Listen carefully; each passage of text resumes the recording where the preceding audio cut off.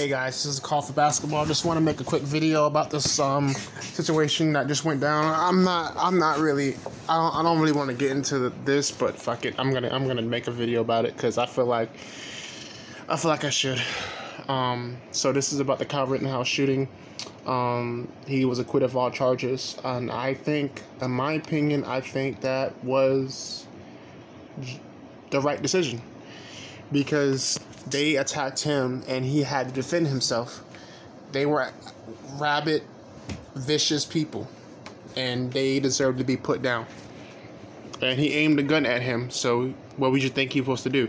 Sit there and not shoot back? You know what I'm saying? So, I mean, number one, he shouldn't have been there in the first place. I don't think that he should have been there, but that's my opinion. But I think that, justice was served on that. Situation, could you believe he would point a gun at the jury like that? After some of the arguments, Jesse, that I've heard from what I'm calling Brennan and Dale of the Step Brothers law firm, I believe it. I mean, it kind of seems, it's insane. I mean, he flags the entire courtroom and jury, and to be honest, I'm actually kind of surprised that a bailiff, or I don't know if they had a state trooper in the courtroom, didn't intervene at that moment. Finger on the triggers, didn't even have it shouldered properly. He went to the Alec Baldwin School of Firearms Handling, apparently. But to that point, there was something else, Jesse, in the closing arguments that were interesting to me. Krause, or AKA Dale Doback, I was listening to him say, oh no, there's no such thing as right or left-handed firearms. Well, actually, yeah, there is. And I was really shocked to hear a prosecutor say that in a courtroom setting as though it had any kind of factual weight. I mean, anyone who's ever shot, if you're right-handed, you shot with maybe a left-handed shotgun or vice versa, you know how your weapons control or how brass is spent. Okay, I'm gonna stop right there. Okay.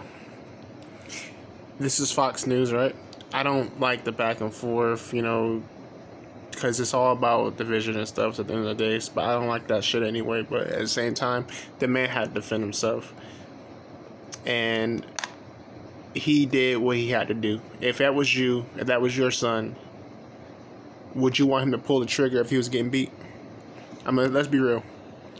I mean, granted, he killed someone, but that was self-defense. Look at the video. I can't show it on here, but if you look at the video, it was self-defense. You have to take into effect that he had to defend himself, or he was gonna die. All right, he was getting beat up, jumped, kicked. I mean, what are you supposed to? Put black and white aside, put the race shit aside. What would you do if you got beat like that? Like, come on, bro. It's not a tough decision, bro. I would have pulled. I ain't gonna lie. I would have pulled the trigger too. What was you supposed to do in that situation? That was also insane to me. But this is self-defense on trial, and you have a Exactly. I didn't even see the video. This news yet, and she said the same thing I said. This is self-defense. Granted, he shouldn't have been down there. I don't think he had no business being down there. Let the police handle that. This is not. You're not Rambo. You should have stayed home and just been away from this shit. None of this would have happened. But that's nor here or there. So whatever. A clown show of a trial that should not even progress to this point, because I 1000% agree with you, Jesse, and I thought you made some phenomenal points earlier on the 5. This was a clear-cut case of self-defense. End of story. And so the state is trying to plant the seed of reasonable doubt. That's all they're trying to do, is just make it look like he... And that's another thing. Fox News, they try to make it look like it's a race thing, and that's why BLM got involved and all this other stuff, and that's just not true. The 2 individuals that were killed were white males, so they still trying to pull the race. I mean, granted, it was a George Floyd incident, but still, I mean, they attacked him. Flip the card. If that was a white dude, if Kyle Rittenhouse was a black dude, say for instance, and he got jumped by like 2 dudes, and it was two white dudes, and he was at like a MAGA rally or something like that, what do you think the story would have been? It probably would have been like, it would have been like they would have been defending him. You see, there's no double standard there. See, they're just playing because if the dude's white and he was trying to help get rid of the graffiti and stuff like that. They attacked him. Okay, it's on video. All right, he held a gun. He was at gunpoint. He had to shoot. There, and the media and the celebrities just tweet away, and they don't know what the fuck they're talking about. They just looking at the race card. They're just playing the race card. That's all this stuff is about. When you have nothing else to throw, they throw the race shit. Throw the race card. It's not the kid is. I don't know the kid, but I can tell the boy's in like some kind of medical school or some shit like that. He seems like a good kid, bro. He don't seem like he will hurt anybody unless someone provoked you. Like, the kid doesn't seem that bad of a kid. He's not that one kid that went into a black church and shot all black people. This ain't the same kind of kid. This is a kid who wanted to pursue justice, but in probably not the best way, but in the way he thought was right. But burning down cities and using graffiti on monuments and stuff and destroying the city in general is not peaceful protesting. It is really destructive. As Martin Luther King would not have approved of that. He would not. He would have distanced himself from that. He would have disowned that. He would not approve of people burning down cities and destroying this town and destroying everything to make a point. There's a way you protest and exercise your rights, but that wasn't it, people. If you agree with me, please hit the like button and subscribe to this channel. He was somehow reckless. Well, he demonstrated better firearms discipline than either of those two clown shows in the courtroom today. Yeah, so you have a 30-year-old convicted felon, rapist of boys, charging you at full speed after gunshots have just been heard.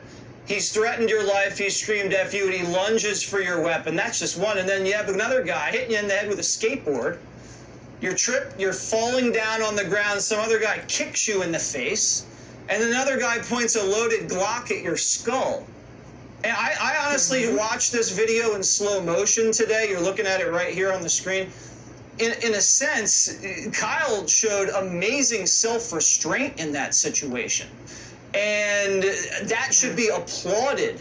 But they want to make this guy out to be an active shooter, Dana. That's what was the big line this afternoon. Active shooter.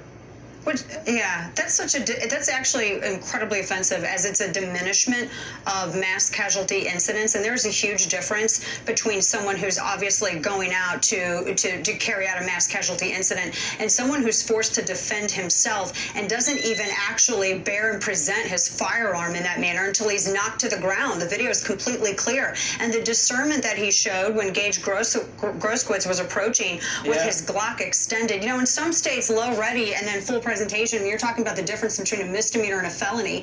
And I thought Rittenhouse, I mean, he realized when the threat was advancing, when the threat wasn't advancing, and then when Groskowitz chose to, as we like to, FAFO, and go after somebody that was on the ground and who was also armed and had better training. I mean, look, everyone talks about Jesse Kyle being out there with a firearm, but what about the grown men who were carrying illegally, one of which was a prohibited possessor? What about these guys who were out there armed and just brandishing firearms and hunting down people as they were burning down black-owned businesses, which is another quick point, Jesse. Everyone talks about race, but all I saw was a white convicted pedophile who got out of a mental institution, decided to go to a riot and help burn down black-owned businesses.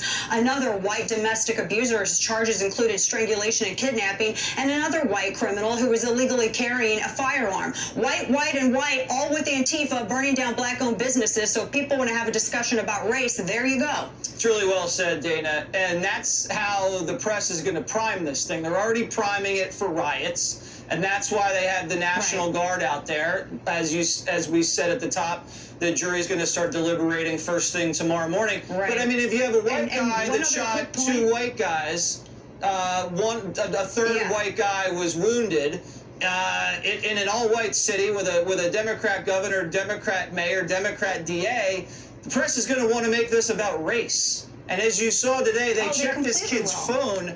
This kid's 17, nothing about race, nothing about militia, nothing about white supremacy. There's nothing there. Exactly. The thing is, like, that's what I'm talking about. The kid, he didn't have a race motive or background. He didn't have any harsh intentions. He wasn't like the other dude. I can't get his name, but it was another dude who went up in the church and shot multiple black people. That was a hate crime. This is totally different. The media is just making you, like, if you watch CNN, which is a joke, they're making it out to be a race thing. They always pull that race card. I'm telling you, people, listen to what I'm telling you. Pay attention. They always pull the race card. Every time something like this happens, this was clear self-defense. I mean, granted, it's a casualty. They killed people. He killed people. It was a tragic incident. But you gotta take the race aside. You gotta take the color out of it. The dude had no choice. I hate to say it, because I don't like people killing people, period. But I can't lie. I can't sit up here and BS y'all.